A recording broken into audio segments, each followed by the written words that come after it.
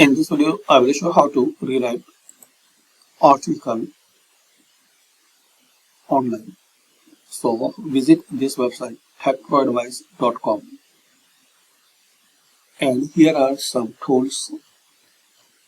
So a number of tools you will see here. To rewrite article, click on this first one. Now type your article here.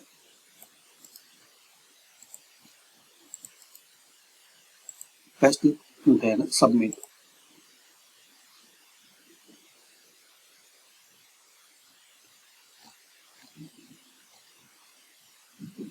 So this is the result for your article, and just in few seconds this website converted and rewrite this article.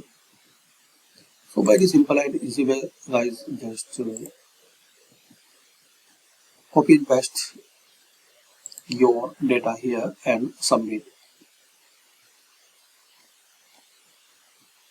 Paste Ctrl+B your article below and then click submit to watch this article rewriter do its thing like this. Drag and drop or copy and paste and just click on submit. So thanks for watching, share, like and subscribe this channel.